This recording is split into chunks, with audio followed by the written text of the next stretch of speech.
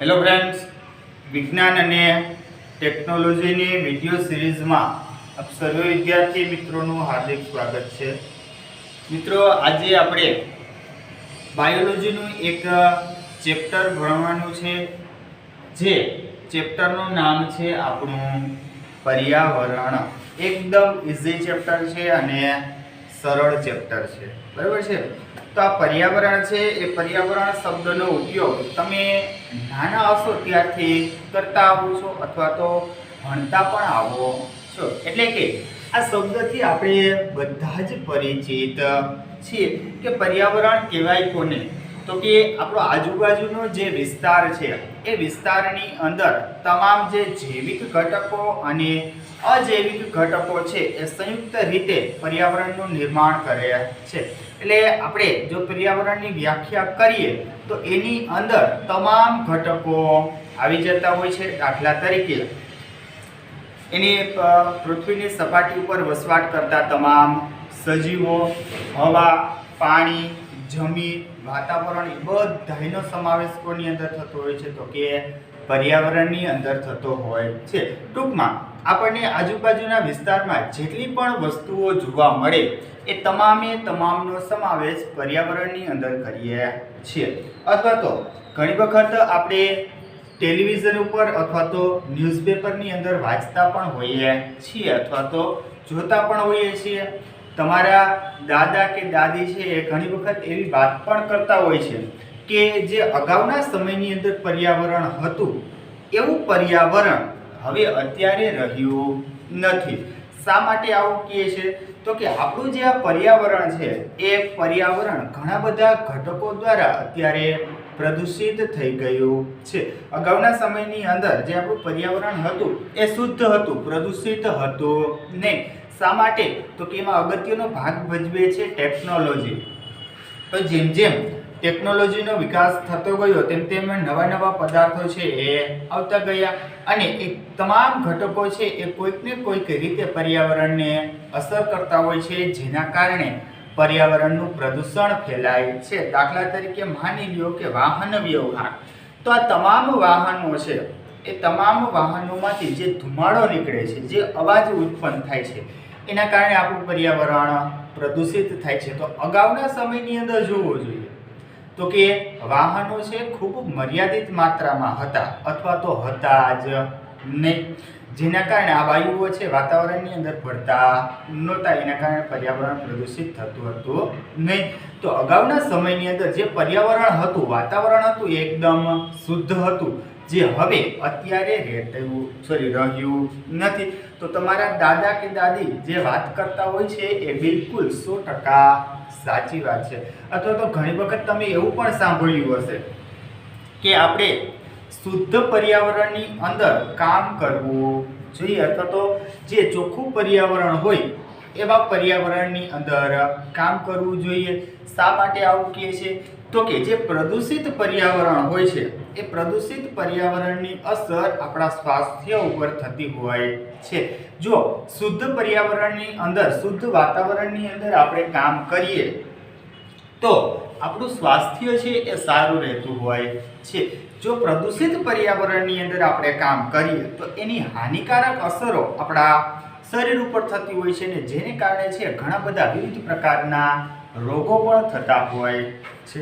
તો હવે આ જે પર્યાવરણીય સમસ્યાઓ છે એ પર્યાવરણીય સમસ્યાઓનો ઉકેલ લાવવા માટે વિકસિત દેશો અને વિકાસશીલ દેશો છે એ નિયમિત સમય દરમિયાન જે આ સમસ્યાઓ છે એ સમસ્યાઓનું નિરાકરણ કરવા માટે વૈશ્વિક સંમેલનોનું પણ નિર્માણ કરે છે અથવા તો સમયાંતરે વૈશ્વિક સંમેલનો યોજે છે કે જેના ઉપરથી આ જે પર્યાવરણીય સમસ્યાઓ છે એ પર્યાવરણીય સમસ્યાઓનો ઉકેલ લાવી શકાય છે. તો પર્યાવરણની અંદર જે ઘટકો રહેલા હશે એ તમામ ઘટકો અંદરો-અંદર એટલે કે એકબીજા સાથે આંતર પ્રક્રિયાઓ કરે છે. હવે આ નિવસન તંત્રના ઘટકો અંદરો-અંદર કેવી રીતે પ્રક્રિયા કરે છે તેનો અભ્યાસ આપણે શરૂ કરવાનો છે. તો જોઈએ આપણે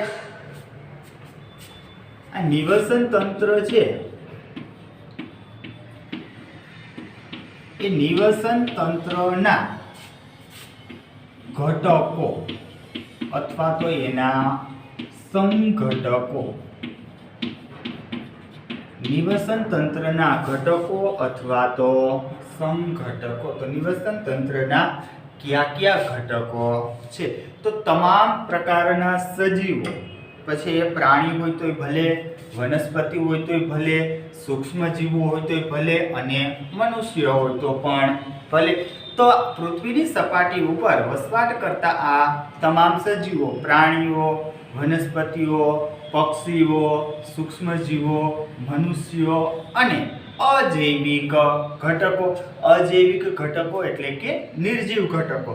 તો આ સજીવો અને નિર્જીવો એ બંને છે અંદરો અંદર પ્રક્રિયાઓ કરે છે કે એકબીજાની પ્રક્રિયાઓનો આધાર એકબીજા ઉપર રાખે છે અને જે પર્યાવરણનું સંતુલન છે, પર્યાવરણનું સંતુલન જાળવી રાખે છે. આખી એક સાંકળ જેવી રચના થઈ જાય છે. હવે આપણી પાસે સાંકળ હોય અને એમાંથી આપણે વચ્ચેથી કોઈ એક કડી કાઢી લઈએ તો સાંકળ પછી રહેતી નથી, વચ્ચેના ભાગમાંથી તૂટી જાય છે. તો આ તમામ પ્રકારના સજીવો છે એ નિવસન તંત્રની અંદર ખૂબ જ અગત્યનો ભાગ ભજવે છે. જો એમાંથી વચ્ચે ક્યાંકથી કોઈક એક સજીવનું અસ્તિત્વ જ નીકળી જાય તો પછી નિવસન તંત્ર આખું ખોરવાઈ જતું હોય છે. તો આ જૈવિક ઘટકો અને અજૈવિક ઘટકો એ અંદરો અંદર પ્રક્રિયા કરી અને નિવસન તંત્રની રચના કરે છે. તો નિવસન તંત્રની અંદર કયા ઘટકો આવેલા હશે? તો કે જૈવિક ઘટકો અને અજૈવિક ઘટકો. નિવસન તંત્રની અંદર કેટલા ઘટકો આવેલા હશે? તો કે 2, જૈવિક ઘટકો અને અજૈવિક ઘટકો.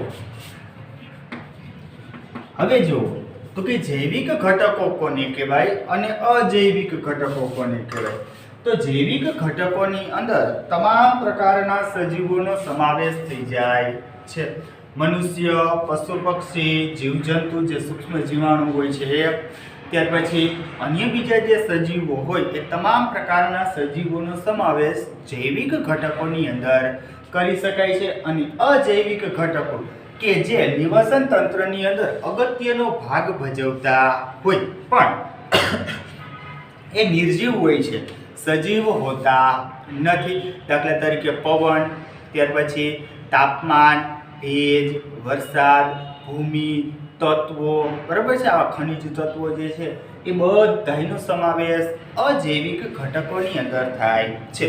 તો હવે આ અજૈવિક ઘટકો અને જૈવિક ઘટકો એ બંને છે અંદરો અંદર પ્રક્રિયા કરે છે અને નિવસન તંત્રની રચના કરે છે. માની લ્યો કે કોઈ આખું એક તળાવનું નિવસન તંત્ર છે.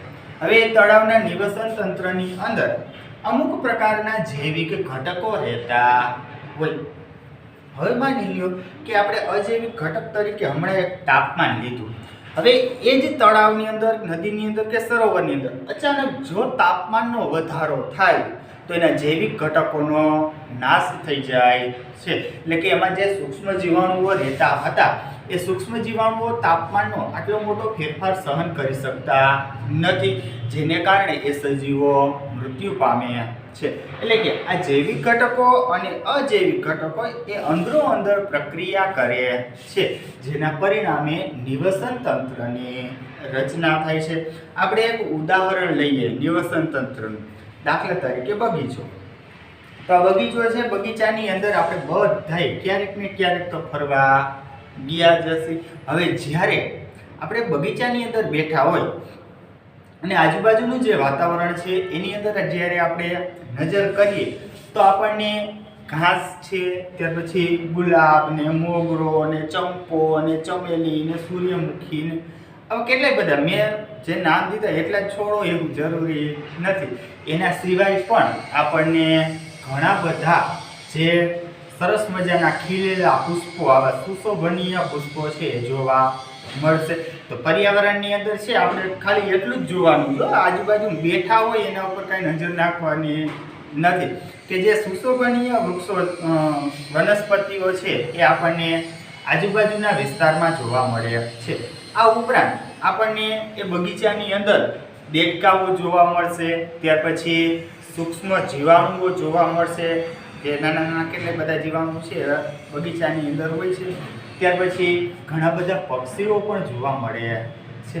તો આ બધાય સજીવો છે એ અંદરોઅંદર પ્રક્રિયા કરી અને નિવસન તંત્રની રચના કરે છે. આ ઉપરાંત જે જૈવિક ઘટકો છે એ જૈવિક ઘટકો પ્રજનનની પ્રક્રિયા માટે, ત્યાર પછી પોતાની વૃદ્ધિની પ્રક્રિયા માટે અને અન્ય પ્રક્રિયાઓ માટે અજૈવિક ઘટકો ઉપર આધાર રાખે છે. તમે જોજો કોઈ પણ સજીવ છે એ ચોક્કસ સમયગાળા દરમિયાન જ પ્રજનનની પ્રક્રિયા કરતા હશે.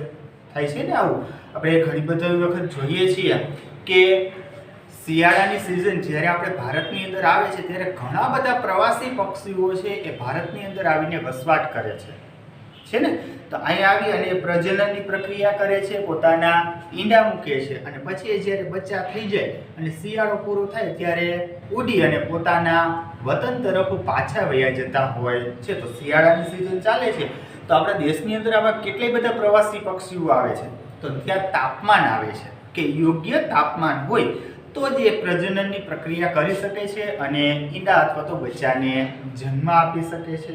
આ ઉપરાંત એની વૃદ્ધિ એટલે કે સજીવોની જે વૃદ્ધિ છે એ વૃદ્ધિ માટે પણ અજૈવિક ઘટક જવાબદાર હોય છે. કોઈ પણ પક્ષી છે એ ઈંડું મૂકે ત્યાર પછી પોતાના ઈંડાનું સેવન કરે છે. માની લ્યો કે આપણે મરઘીનું ઈંડું એક લઈ આવ્યા, તો હવે એ મરઘીનું ઈંડું લઈ આવ્યા ને પછી આપણે એને એમને રાખી દઈએ આપણા ઘરની અંદર, તો પછી અમુક સમય થાય ને એમાંથી બચ્ચું છે બહાર નીકળશે નહીં. શા માટે? તો કે એના વિકાસ માટે જે તાપમાનની જરૂર છે એ તાપમાન એને મળશે નહીં. એટલા માટે એમાંથી બચ્ચાનો ઉદ્ભવ થશે નહીં. પણ મરઘી છે એની માથે બેસે એટલે નીચેના ભાગમાં એને હુંફાળું તાપમાન મળે છે, તો એમાંથી વિકાસ થાય ને બચ્ચું બહાર નીકળશે. તો એવી જ રીતે આપણે કૃત્રિમ રીતે પણ જો આ મરઘીનું ઈંડું છે એમાંથી બચ્ચાનો ઉદ્ભવ કરી શકીએ છીએ. એટલે કે એને સુવાળી એક ટોપલી બનાવવામાં આવે છે ને એમાં રૂ રાખવામાં આવે, કપાસનું રૂ, અને એના ઉપર છે એ યોગ્ય માત્રામાં ગરમી લેમ્પ વડે ગરમી આપવામાં આવે તો અમુક સમય પછી એમાંથી બચ્ચાનો ઉદ્ભવ થતો હોય છે. તો અહીંયા તાપમાન આવે છે. તો પ્રજનનની પ્રક્રિયા માટે અથવા તો વૃદ્ધિની પ્રક્રિયા માટે અથવા તો અન્ય પ્રક્રિયાઓ માટે આ જૈવિક ઘટકો છે એ અજૈવિક ઘટકો ઉપર આધાર રાખતા હોય છે. એટલે આમાં બંનેની જરૂર પડે છે પરસ્પર. તો આવી રીતે આ જૈવિક ઘટકો અને અજૈવિક ઘટકો એ અંદરોઅંદર પ્રક્રિયા કરી અને નિવસન તંત્રની રચના કરે છે. અત્યારે આપણે જોયું બગીચાનું ઉદાહરણ લીધું, તો બગીચો છે એ બગીચો પણ પોતે એક નિવસન તંત્ર જ છે. આ ઉપરાંત જંગલો, ત્યાર પછી સરોવરો, પછી જે જળાશયો હોય, સરોવર છે કે નદી છે કે તળાવ છે કે જંગલો છે, એ બધાય એક નિવસન તંત્ર છે. નદી હોય અથવા તો જળાશય હોય કે તળાવ હોય તો એની અંદર છે એ ઘણા બધા સજીવો વસવાટ કરતા હોય છે. તો એ પણ પોતાનું એક નિવસન તંત્ર રચે છે. ત્યાર પછી આવે છે જંગલ. તો જંગલની અંદર પણ ઘણા બધા સજીવો વસવાટ કરતા હોય અને એ જંગલની અંદર વસવાટ કરતા સજીવો એ પોતાના એક નિવસન તંત્રની રચના કરી લે છે. તો આવા જે નિવસન તંત્ર છે એને કુદરતી અથવા તો નૈસર્ગિક નિવસન તંત્ર કહેવામાં આવે છે. જંગલ, ત્યાર પછી સરોવર છે, તળાવ છે, એ બધાનો સમાવેશ કોની અંદર થાય તો કે કુદરતી નિવસન તંત્રની અંદર. તો અહીંયા આપણે જોઈએ કે કુદરતી નિવસન તંત્ર અને નૈસર્ગિક નિવસન તંત્ર પણ કહેવાય છે. તો આ કુદરતી નિવસન તંત્ર છે, તો કુદરતી નિવસન તંત્રની અંદર કોનો સમાવેશ થશે તો કે એક તો પેલું જંગલો, સરોવરો અને તળાવો. તો આમાં ક્યાંય આપણી ભૂમિકા રહેતી નથી. આપણે તળાવનું નિર્માણ કરવા ગયા કે સરોવરનું નિર્માણ કરવા ગયા તો કે ના, એ કુદરતી નિવસન તંત્ર છે અને એ સજીવો છે એની અંદર વસવાટ કરતા હોય છે. ત્યાર પછી બગીચો આપણે જોઈ ગયા, એ બગીચો છે અથવા તો કોઈ ઉદ્યાન છે. ત્યાર પછી ખેતર છે, એ આપણા દ્વારા નિર્મિત થયેલા હોય છે, એટલે એને કૃત્રિમ નિવસન તંત્ર કહેવામાં આવે છે. શું કહેવાય છે? તો કે કૃત્રિમ નિવસન તંત્ર. તો કૃત્રિમ નિવસન તંત્ર છે એની અંદર કોનો સમાવેશ થાય? તો કે બગીચો. આ બગીચો છે આપણા દ્વારા નિર્માણ પામ્યો હોય છે. ત્યાર પછી કોઈ ઉદ્યાન છે એને આપણા દ્વારા બનાવવામાં આવે છે. અને ત્યાર પછી ખેતર, તો એ ખેતર છે એને પણ આપણા દ્વારા જ તૈયાર કરવામાં આવે છે. તો કૃત્રિમ નિવસન તંત્ર અને કુદરતી નિવસન તંત્ર. તો આ કુદરતી નિવસન તંત્ર છે એ પોતાની રીતે જ નિર્માણ પામતું હોય છે, કુદરતી રીતે. જ્યારે કૃત્રિમ નિવસન તંત્ર છે એ આપણા દ્વારા બનાવવામાં આવતું હોય છે. હવે જોઈએ આપણે સ્વનિર્મિત નિવસન તંત્ર. સ્વનિર્મિત નિવસન તંત્ર એટલે કે પોતાની રીતે જ બનાવેલું નિવસન તંત્ર. તો એના માટે આપણે એક માછલી ઘરને વિચારવાનું છે, અથવા તો માછલી ઘર બનાવવાનું છે.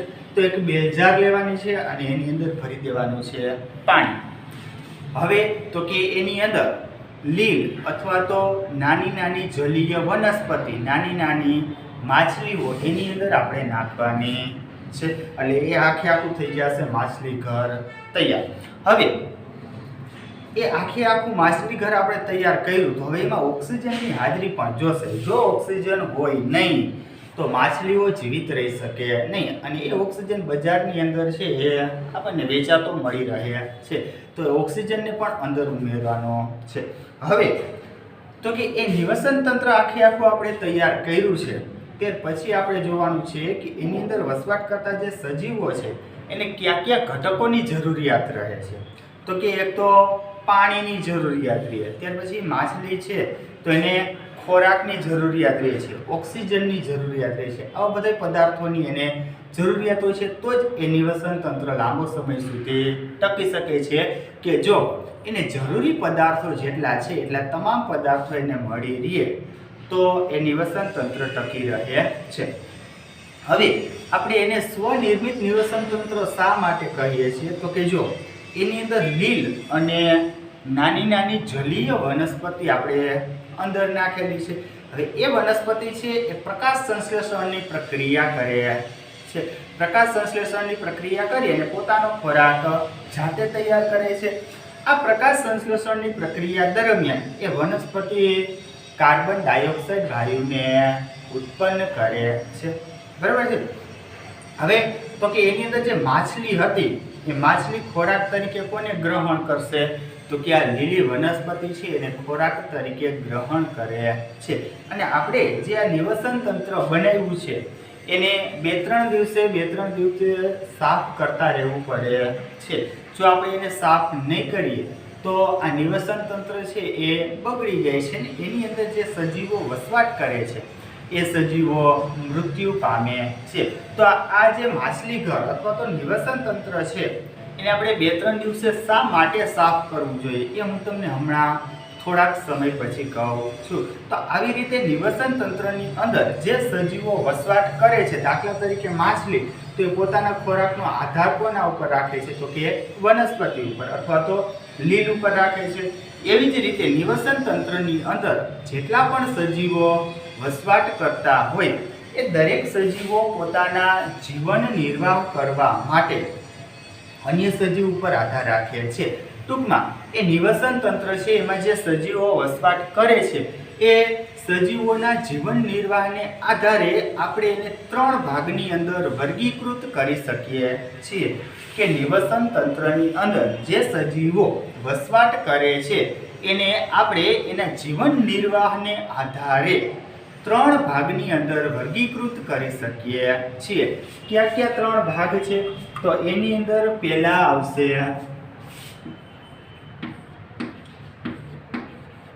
ઉત્પાદકો. પહેલા કોણ આવે? તો કે ઉત્પાદકો. પછી આવશે ઉપભોગીઓ. કોણ? તો કે ઉપભોગીઓ. અને છેલ્લે બાકી રહી જાય છે એને શું કહેવાય છે? તો કે વિઘટકો. શું કહેવાય છે આને? વિઘટકો. તો કોઈ પણ નિવસન તંત્રમાં વસવાટ કરતા જે સજીવો છે એ સજીવોને તેના જીવન નિર્વાહને આધારે 3 ભાગની અંદર વર્ગીકૃત કરવામાં આવે છે. ઉત્પાદકો, ઉપભોગીઓ અને વિઘટકો. તો આ જે ઉત્પાદકો સજીવો છે એ કોને કહેવાય? જો નિવસન તંત્રના જે જીવન નિર્વાહને આધારે સજીવો છે ને 3 ભાગની અંદર વર્ગીકૃત કર્યા: ઉત્પાદકો, ઉપભોગીઓ અને વિઘટકો. તો હવે આપણે જોઈએ એના વિશેની માહિતી. તો કે કોઈ સજીવો કે જે સજીવો પોતાનો ખોરાક પોતાની જાતે જ તૈયાર કરતા હોય, એટલે કે જટિલ અકાર્બનિક ઘટકોનું શર્કરાની અંદર અથવા તો સ્ટાર્ચની અંદર રૂપાંતરણ કરી અને પોતાનો ખોરાક પોતાની જાતે જ તૈયાર કરતા હોય, તો એવા સજીવોને ઉત્પાદકો. ઉત્પાદકો એટલે ઉત્પન્ન કરનારા, એટલે ખોરાકને ઉત્પન્ન કરનારા. તો એ સજીવો છે એ પોતાનો ખોરાક પોતાની જાતે જ તૈયાર કરે છે. દાખલા તરીકે લીલ, અમુક પ્રકારના બેક્ટેરિયા અને લીલી વનસ્પતિ. તો આ સજીવો છે એ પ્રકાશ સંશ્લેષણની પ્રક્રિયા કરે છે. પ્રકાશ સંશ્લેષણની પ્રક્રિયા કરી અને જે અકાર્બનિક પદાર્થો છે એનું સરળ શર્કરા અને સ્ટાર્ચની અંદર રૂપાંતરણ કરી અને પોતાનો ખોરાક પોતાની જાતે તૈયાર કરી લે છે. તો એટલા માટે એ સજીવોને આપણે કોની અંદર સમાવેશ કરી શકીએ? તો કે ઉત્પાદકોની અંદર, કે જે ખોરાક તૈયાર કરે છે. દાખલા તરીકે લીલ, ત્યાર પછી વનસ્પતિઓ અને બેક્ટેરિયા, એનો સમાવેશ ઉત્પાદકોની અંદર થાય છે. હવે ઉત્પાદકોએ જે ખોરાક તૈયાર કર્યો છે એનો અન્ય સજીવો ખોરાક તરીકે ઉપયોગ કરે છે. એટલે કે આપણે બધા અથવા તો બીજા સજીવો છે પોતાનો ખોરાક જાતે તૈયાર કરી શકતા નથી. તો એને કોના ઉપર આધાર રાખવો પડશે? તો કે ઉત્પાદકોએ જે ખોરાક તૈયાર કર્યો છે એના ઉપર એને આધાર રાખવો પડે છે. ઉપભોગીઓ એટલે ગ્રહણ કરનારા અથવા તો લેનારા. તો ઉત્પાદકોએ જે ખોરાક તૈયાર કર્યો છે એને ગ્રહણ કોણ કરશે? તો કે ઉપભોગીઓ. કોણ કરશે? તો કે ઉપભોગીઓ. જે બીજા સજીવો છે એ પોતાનો ખોરાક જાતે તૈયાર કરી શકતા નથી. દાખલા તરીકે મનુષ્ય છે એ પોતાનો ખોરાક તૈયાર કરી શકતા નથી. તો આપણે આપણા ખોરાકનો આધાર છે અન્ય સજીવો ઉપર રાખવો પડે છે. અને ક્યાં છે? તો કે ઉત્પાદકો.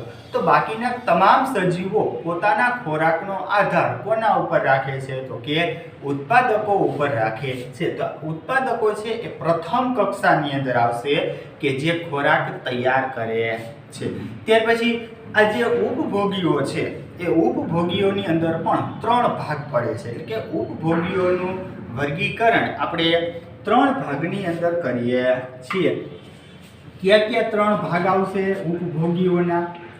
તો એમાં પહેલું આવશે શાકાહારી. કોણ આવશે? શાકાહારી. બીજું આવશે માંસાહારી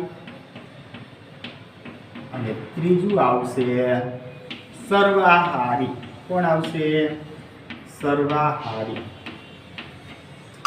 તો ઉપભોગીઓ છે એનું 3 ભાગની અંદર આપણે વિભાજન કરી શકીએ છીએ: શાકાહારી, માંસાહારી અને સર્વાહારી. તો આ બધા આધાર કોના ઉપર રાખતા હશે ખોરાકનો? તો કે ઉત્પાદકો ઉપર જ રાખતા હશે. આ તમામ સજીવો છે એ પ્રત્યક્ષ અથવા તો પરોક્ષ, એટલે કાં તો સીધી રીતે અથવા તો આડકતરી રીતે કોની સાથે સંકળાયેલા હશે? તો કે ઉત્પાદકો ઉપર જ આધાર રાખે છે. ઉત્પાદકો સાથે સંકળાયેલા હોય છે. તો ઉપભોગીઓના 3 ભાગ આવશે: શાકાહારી, માંસાહારી અને સર્વાહારી. તો શાકાહારી સજીવો કોને કહેવાય? તો જે સજીવો ઘાસ પ્રકારનો અથવા તો પોતાનો ખોરાક છે વનસ્પતિમાંથી પ્રાપ્ત કરતા હોય તો એને શાકાહારી કહેવાય છે. એટલે ખોરાક તરીકે કોને ગ્રહણ કરતા હશે? તો કે વનસ્પતિને ગ્રહણ કરતા હોય છે. માંસાહારી કોને કહેવાય? તો કે જે સજીવો ખોરાકનો આધાર અન્ય પ્રાણીઓ ઉપર રાખતા હોય. પ્રાણીઓમાંથી જ માંસ મળે, વનસ્પતિમાંથી મળે નહીં. તો શિકાર કરીને પોતાનો ખોરાક મેળવતા હોય છે. ટૂંકમાં જે ઘાસ ખાતા હોય એનો સમાવેશ શાકાહારીમાં થાય, જે માંસ ખાતા હોય એનો સમાવેશ માંસાહારીની અંદર થાય છે. તો શાકાહારી એટલે કે ઘાસ ખાનારા જે સજીવો છે એ બધાનો સમાવેશ શાકાહારીની અંદર થાય છે. દાખલા તરીકે ગાય, ત્યાર પછી ભેંસ, બકરી છે તો એ બધાનો સમાવેશ શાકાહારીની અંદર થાય. ત્યાર પછી માંસાહારી તો કે ખોરાક તરીકે માંસને ગ્રહણ કરતા હોય અથવા તો શિકાર કરતા હોય, બરાબર, અથવા તો શિકાર ન પણ કરતા હોય તેમ છતાં પણ માંસ ખાતા હોય, શિકાર અન્ય કરે ને એની પાસેથી આ માંસ લઈ લેતા હોય છે, તો એનો સમાવેશ પણ માંસાહારીની અંદર થાય છે. દાખલા તરીકે સિંહ, વાઘ, ચિત્તો, દીપડો એ બધાનો સમાવેશ માંસાહારીની અંદર થાય છે. અને સર્વાહારી તો ખોરાક તરીકે, સર્વાહારી એટલે બધુંય ગ્રહણ કરનારા, જે દિયો એ હાલે, બરાબર. ભૂખમાં ગાજર પણ હાલે, એટલે જે દિયો એ હાલે. ટૂંકમાં સર્વાહારી કોને કહેવાય? તો કે જે વનસ્પતિનો પણ ખોરાક તરીકે ઉપયોગ કરતા હોય અને માંસનો પણ ખોરાક તરીકે ઉપયોગ કરતા હોય, એટલે કે વનસ્પતિ પણ ખાતા હોય અને માંસ પણ ખાતા હોય, એને સર્વાહારી કહેવામાં આવે છે. ટૂંકમાં બધુંય ગ્રહણ કરનારા, જે દિયો એ હાલે, કોઈ વસ્તુમાં એ ના પાડે નહીં. હવે એમાં જ સમાવેશ થાય આપણો બધાનો, મનુષ્યનો. ખાતા હોય ન ખાતા હોય વાત આખી અલગ છે. હું તમને નથી કહેતો તમે શા માટે નથી ખાતા, શા માટે ખાવ છો, પણ ઘણા બધા છે એ ખોરાક તરીકે માંસનો ઉપયોગ કરતા હોય છે. અને સામાન્ય રીતે આપણે વનસ્પતિ તો ખાઈએ જ છીએ, કહે છે ને લીલા પાંદડાવાળા શાકભાજી, જેટલા પણ શાકભાજી ખાય બધા વનસ્પતિમાંથી આવે છે. કઠોળ ખાય છે એ પણ વનસ્પતિમાંથી આવે છે. રોટલા કે રોટલી કે જે પણ ખાય એ પણ વનસ્પતિમાંથી આવે છે. તો શાકાહારી અને માંસાહારી આ બંને ગ્રહણ કરનાર કોણ છે? તો કે મનુષ્ય છે. કે મનુષ્યને સર્વાહારીમાં મૂકી શકાય, કે માંસ પણ ખાય છે અને વનસ્પતિ પણ ખાય છે. આ ઉપરાંત વંદો, તો વંદો પણ વનસ્પતિ અને માંસ આ બંનેનો ખોરાક તરીકે ઉપયોગ કરે છે, બરાબર. તો આ થઈ ગયું ઉપભોગીઓ. અને ત્યાર પછી હવે આવે છે વિઘટકો. તો આ વિઘટકો કહેવાય તો કે જે વિઘટન કરતા હોય. શું કરતા હોય? વિઘટન અથવા તો વિભાજન અથવા તો છૂટું પાડતા હોય, એને વિઘટકો કહેવામાં આવે છે. આપણે ઘણી વખત છે એ ગામડાની અંદર કોઈ સજીવ મૃત્યુ પામ્યું હોય, તો એ મૃત્યુ પામેલું જે સજીવ છે એને આપણે આપણા ગામની બહાર અમુક અંતરે મૂકી આવીએ છીએ, બરાબર, નાખી આવીએ છીએ. પછી અમુક સમય પછી આપણે એ સ્થળે જઈએ છીએ ત્યારે એ જે પ્રાણી હતું એ પ્રાણી રહેતું નથી. તો એ ગયું ક્યાં? આપણે તો અમુક દિવસો પહેલા એને ત્યાં નાખી આવ્યા હતા, અમુક દિવસો પછી ત્યાં ગયા તો આપણને એ પ્રાણી જોવા મળ્યું નહીં. તો એ પ્રાણી ગયું ક્યાં? તો કે એ વિઘટકો જે હતા વાતાવરણની અંદર, જે વિઘટકો હતા એ વિઘટકોએ એનું વિઘટન કરી નાખ્યું હશે. એટલે કે સરળ કાર્બનિક પદાર્થોનું અકાર્બનિક પદાર્થોની અંદર રૂપાંતરણ કરી નાખે છે, એટલે કે વિઘટન કરી નાખે છે. તો આ જે સજીવો છે એને વિઘટકો કહેવામાં આવે છે, કે જે વિઘટનની પ્રક્રિયા કરતા હોય છે. હવે જ્યારે આ સજીવો અથવા તો વિઘટકો વિઘટનની પ્રક્રિયા કરશે, એટલે સજીવના દેહનું વિઘટન કરી અને એના અવશેષોને કોની અંદર ભેળવી દે છે? તો કે જમીનની અંદર ભેળવી દે છે. એટલે એ સજીવના તમામ પદાર્થો ક્યાં ગયા? તો કે જમીનની અંદર ગયા. તો આ પદાર્થો વળી પાછા જમીનમાંથી ગ્રહણ કોણ કરશે? તો કે વનસ્પતિ કરે. તો જો ચકેડું ફરીને પાછું હતું ન્યાની આવી કે વનસ્પતિમાંથી ખોરાક અન્ય સજીવે ગ્રહણ કર્યો, એ સજીવનું મૃત્યુ થયું, એનું વિઘટન થયું અને એ વિઘટનના પરિણામે છે એ સજીવના અવશેષો જમીનમાં પડ્યા. વળી પાછી એ જમીનમાંથી વનસ્પતિ ઉગી. તો એ વનસ્પતિ છે આ પદાર્થોને ગ્રહણ કરી લે છે. તો આવી રીતે છે આ આખું ચક્ર પૂર્ણ થઈ જતું હોય છે. માની લો કે આમાંથી વચ્ચેથી એકાદું નીકળી જાય, તો દાખલા તરીકે આ વિઘટકો છે એ વિઘટકો સજીવના શરીરનું વિઘટન જ ન કરે તો શું થાય? તો કે જમીનની અંદર જે પદાર્થો છે એ પદાર્થો મળશે નહીં. એટલે વિઘટનની પ્રક્રિયા છે ખૂબ જ અગત્યની છે. તો જેટલા પણ ઘટકો છે એ તમામ ઘટકો નિવસન તંત્રની અંદર અગત્યનો ભાગ ભજવે છે. દાખલા તરીકે આપણે માછલી ઘર લીધું હતું, તો એ માછલી ઘર છે એમાંથી માછલી પોતાના ખોરાકનો આધાર વનસ્પતિ ઉપર રાખતી હતી. હવે એને આપણે લાંબો સમય સુધી સાફ ન કરીએ તો એની અંદર જે વનસ્પતિ હતી એ વનસ્પતિ માછલી બધાય મૃત્યુ પામે છે. શા માટે મૃત્યુ પામે છે? તો કે જો જે વનસ્પતિ અને માછલી એ પોતાની દેહધાર્મિક પ્રક્રિયાઓ કરે છે, જૈવિક પ્રક્રિયાઓ કરે છે, ત્યારે એના ઉત્સર્ગ દ્રવ્યો હશે એ ઉત્સર્ગ દ્રવ્યો પાણીની અંદર ભળી જાય છે, બરાબર. એટલે પાણી કેવું બની જાય? તો કે દૂષિત બની જાય છે. હવે એ દૂષિત નિવસન તંત્રની અંદર આ સજીવો વસવાટ કરી શકતા નથી, જેની અસર આ દૂષિત જે આખું નિવસન તંત્ર બન્યું એની અસર માછલી અને આ વનસ્પતિ એ બંને ઉપર થાય છે. એટલે અમુક સમય જો એને સાફ કરવામાં ન આવે તો એની અંદર જેટલા ઘટકો છે તમામ ઘટકોનું મૃત્યુ થાય છે. એટલે આપણે માછલી ઘરને 2-3 દિવસે સાફ કરતા રહેવું જોઈએ, નકર એની અંદર જે વનસ્પતિ અને માછલીઓ હતી એનું મૃત્યુ થઈ જાય છે. તો તમામ ઘટકો આવશ્યક હોય છે, જરૂરી હોય છે. તો આવી જ રીતે જે કુદરતી નિવસન તંત્રો છે, શું એ કુદરતી નિવસન તંત્રોને પણ આપણે સાફ કરવાની જરૂરિયાત રહેશે? તો હા, માછલી ઘરને આધારે આપણે એમ કહી શકીએ કે ભાઈ આ જે નિવસન તંત્રો છે એ નિવસન તંત્રોને આપણે સાફ કરવાની જરૂરિયાત રહે છે. હવે જો તો કે જે આપણે સરોવર અથવા તો તળાવ છે એને સાફ નહીં કરીએ તો એની અંદર જે સજીવો વસવાટ કરતા હશે એ સજીવોના ઉત્સર્ગ દ્રવ્યો પાણીની અંદર ભળશે અને એના કારણે પાણી પ્રદૂષિત થાય, જેને કારણે લીલનો ઉદ્ભવ થાય છે.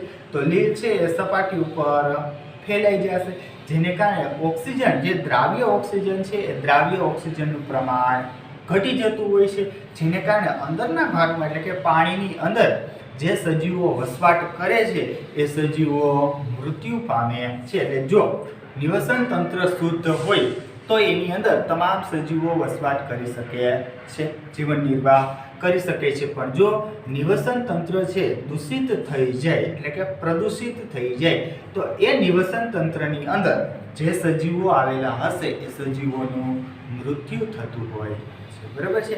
તો આ જોઈએ આપણે નિવસન તંત્રના ઘટકો. અને મિત્રો, આજનો વિડીયો છે આપણે અહીંયા સુધી સીમિત રાખીએ છીએ. હવે પછી નેક્સ્ટ વિડીયોની અંદર ફરી પાછા આપણે આ જ ચેપ્ટરની અંદર એક સરસ મજાના નવા ટોપિક સાથે પાછા મળીશું.